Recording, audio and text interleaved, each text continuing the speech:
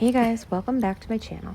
In today's video, we're headed to Old Lyme, Connecticut to thrift at the White Elephant Sale, Savers, and a mom and pop's thrift store called Pandemonium. Overall, a great day for thrifting, and I really love this haul. If you are new here, hi, my name is Megan, and I like thrifting, all things interior design and DIY, so if you like that too, hit subscribe. I post videos every Saturday morning, so be sure that your notifications are on. Our first stop is the First Congregational Church of Old Lyme, where the Ladies Benevolent Society is holding its annual White Elephant Sale. They've been holding this sale for almost 100 years, and it's a huge fundraiser that allows the LBS to donate the profits from this sale to more than 25 nonprofit organizations across Connecticut and around the world. We got a little bit of a late start and arrived at the White Elephant Sale around 10 a.m. Rumor has it that people line up behind a rope, and at 9 a.m. the rope drops and people run into the church to snap up treasures.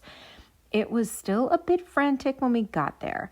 Have you ever watched footage of people on Black Friday running in to get TVs at Best Buy like they've lost their minds? There was a little bit of that energy from some people, but the volunteers were doing a great job of maintaining order. The volunteers were asking people to queue. They were routing people in the same direction and restricting people from overcrowding a space. They had created sections for homewares within one big room, and you had to wait for someone to leave the section before you could enter it. One volunteer was at the entrance to one of the homeware sections when a shopper attempted to cut her section's line. The volunteer directed the woman to the back of the line, but the shopper said something like, "I see what I want right there, and I'm going to get it." And the volunteer said, "After you wait in the line." The shopper tried arguing and pushing her way through, only to have the volunteer use her cane. Yes, that's right, her cane, to stop the woman from entering her section. Eventually, the shopper left, but the whole thing was totally unnecessary. I don't love that the volunteer was in a position where she was bullied by a shopper, but I am glad that she maintained order for the benefit of everyone else there. To be clear, most people at this event were lovely, but there were a few who were a bit too pushy. While dogs were not allowed, I did see a few at the sale. I had Coco with me in her carrier bag, and only one volunteer confronted me and told me she was fine as long as Coco stayed in her bag while we were inside the church. Everyone else asked if she was friendly and if they could pet her, which I don't allow if she's in her bag. Coco is very friendly, but if she isn't feeling someone, I want her to be able to walk away from them. So I usually say no if people want to pet her when she's in her bag. A few more things about the White Elephant Sale. They had porta potties, but I didn't see changing rooms. There were several vendors outside with kids' toys and outdoor recreational items and furniture, as well as vendors with baked goods, hamburgers, hot dogs, and assorted snacks. The only thing we bought at the White Elephant Sale was Ed's stool, but since that's why we went, I figured that's plenty. Our second stop was Pandemonium thrift shop. And oh my God, you guys, I am in love with this thrift store. This feels like a special place full of treasures if you have the time, patience, and eye to give it a look.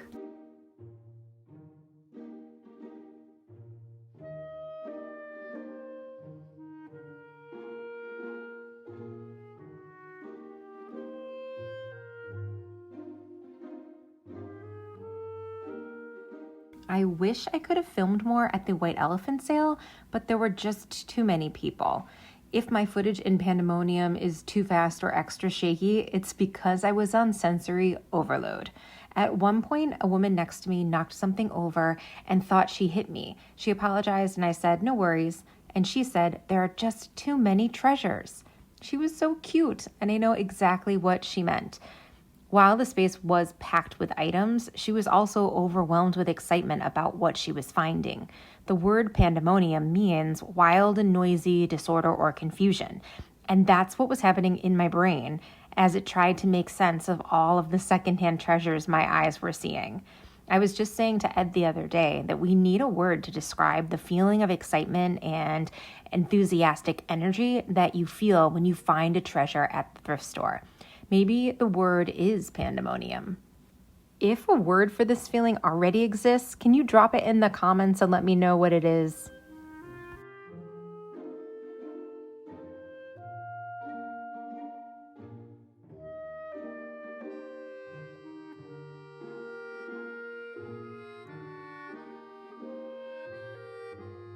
A little bit about the store itself. It is 2 floors. The first floor has some homewares, some art, and a lot of clothing. The first floor also has a bathroom and a dressing room. The basement has more home goods, kids' toys, more art and picture frames, a lot of servingware, a Christmas town section, appliances, and other technology things and books.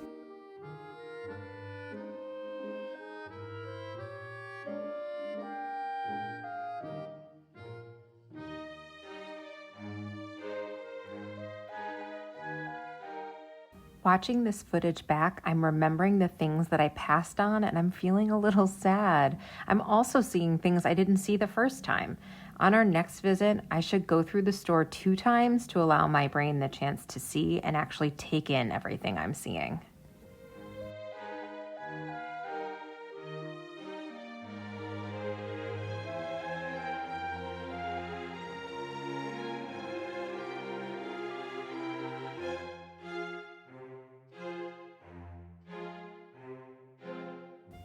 When I'm thrifting, I usually wear earbuds and I'm listening to something relaxing while I go through home goods and something dance or pop when I go through the clothes.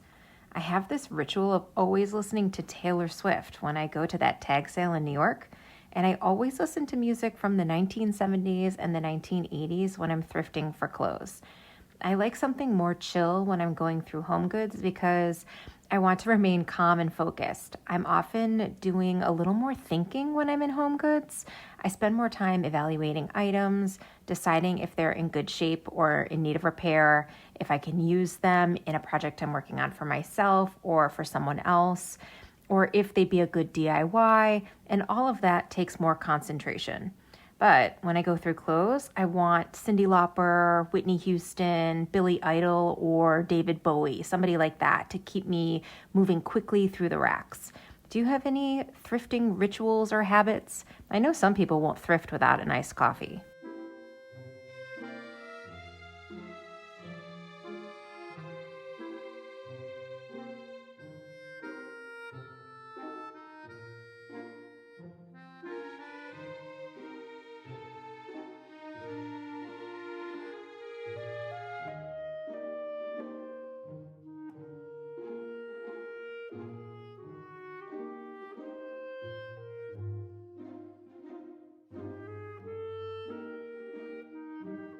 Okay, now we're downstairs.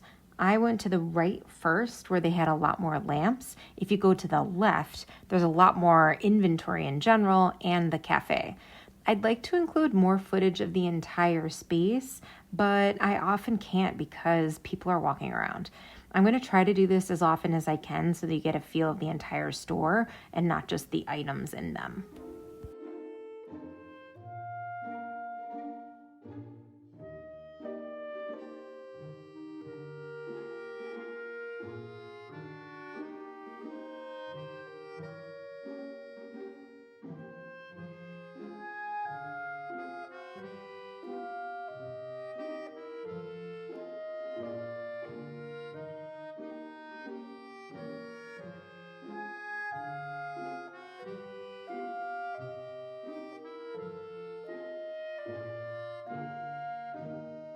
I felt like home goods with more value were on the first floor and more affordable items were in the basement. They had really affordable dining sets and servingware. You could get dozens of pieces for under $30, so each piece was like 50 cents.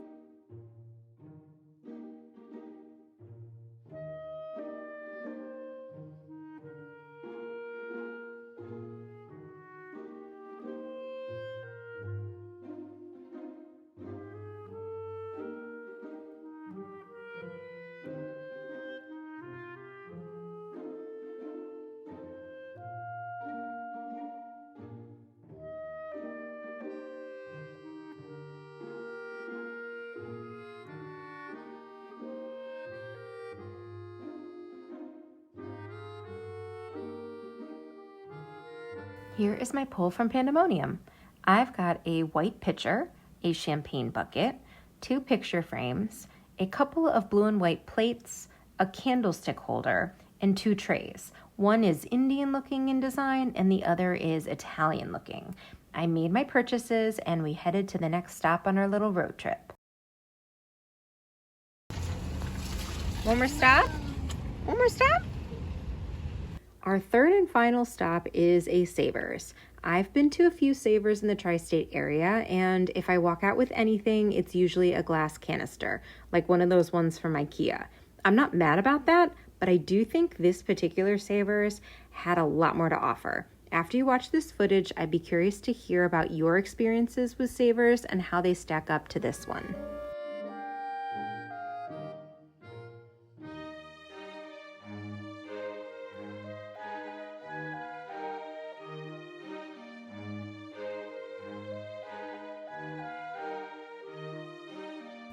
This Savers had a restroom, which I'm always grateful for. Unfortunately, I don't remember if there were dressing rooms. I was getting pretty tired at this point and I barely looked through the clothes, so I didn't need a dressing room and I forgot to look for them.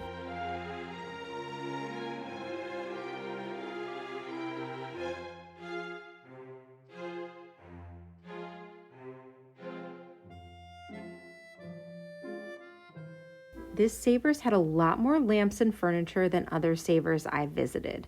You saw me look through a few of the lampshades because I'm working on a little lampshade DIY project for one of my vintage marble lamps. I don't know if I've talked about my low-key marble lamp obsession. I spent all of 2022 and most of 2023 looking for them. I was a maniac in my search for a particular lamp within my budget. I pretty much only went to Brimfield last year to find one of these lamps. Ed ended up finding 2 that he gave me for my birthday, and I thrifted another 2 for myself, 1 for my sister, and 2 for Ed. Now that I have listed how many of them I've bought, I hear that it may be excessive, but they're not all for me. And they are all very different, but one thing they have in common is that none of them have lampshades, so I have been thrifting them. I'm sure you guys have things you always want to pick up. I know a few of you are collectors of plates and of brass.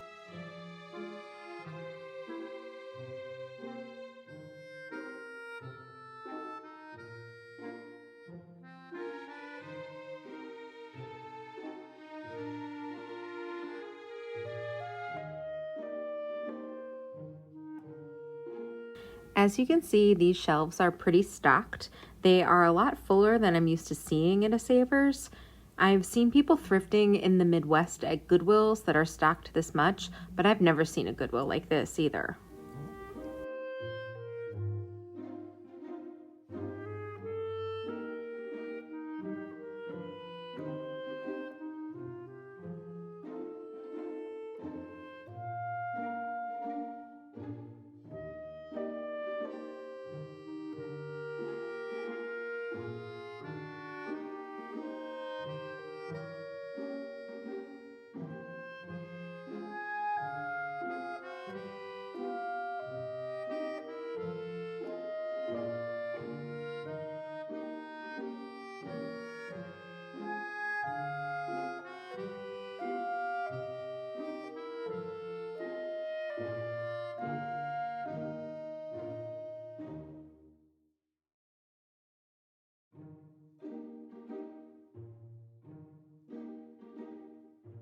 I picked up this blue and white bowl because I was thinking that it could make a good planter for orchids, and I could put that planter full of orchids on my entryway table. Then I remembered that I don't have a formal entryway table and that I've killed every orchid that has ever come into my apartment.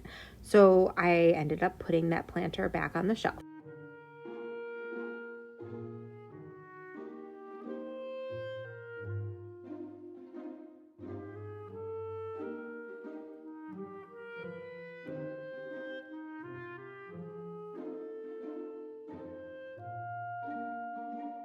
I spent a little time in the planter and vase section because I'm looking for a crock to put in my kitchen that will hold cooking and serving utensils.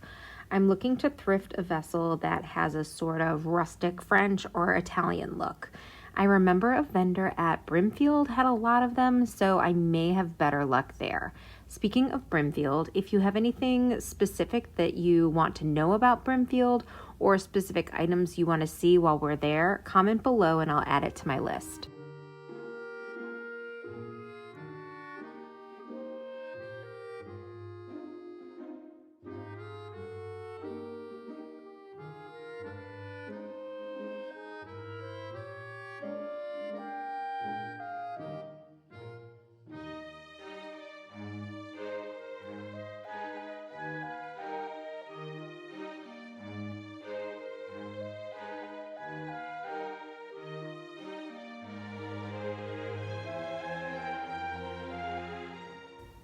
I've been looking through plates and servingware lately because a few of my plates have chipped or broken completely.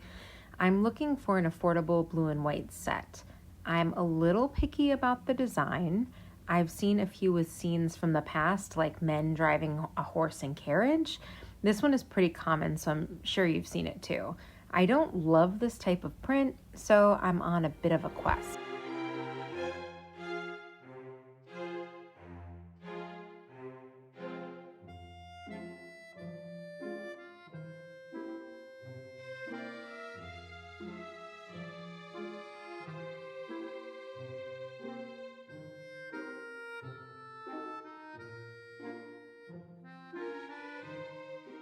I did find a set in a blue and white pattern that I liked, which consisted of small bowls, small plates, and a matching large bowl.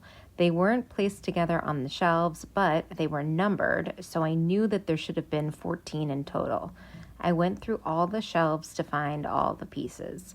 I didn't capture this for you because I needed to use two hands to move other plates and bowls around the shelves, but you'll see them in my cart toward the end of the video.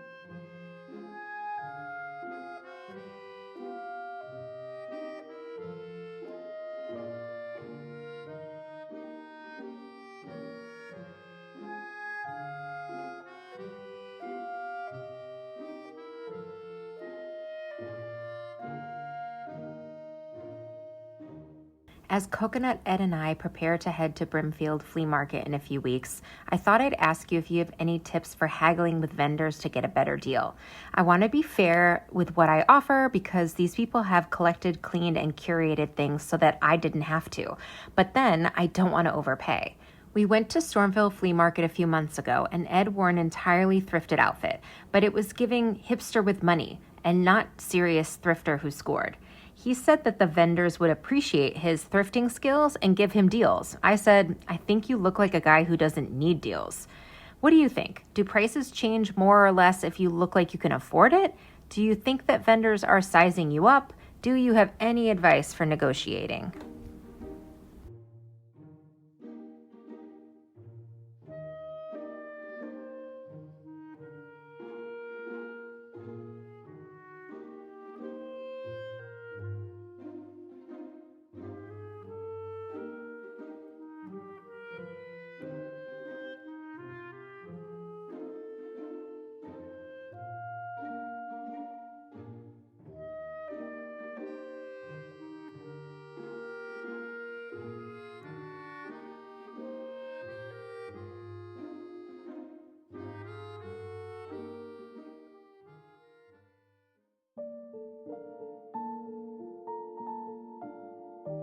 So as you can see, I bought the champagne bucket, even though Ed told me it's a spittoon. Maybe I'll use it to keep beverages on ice at my next get-together, but it's too pretty to keep in a cupboard, so this glass vessel will tap out as my new champagne bucket takes her place.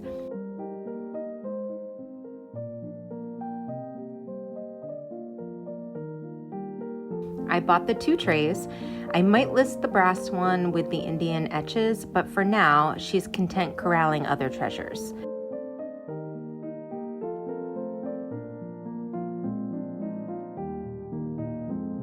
I'm obsessed with this painted tray. I knew she was coming home with me as soon as I saw her.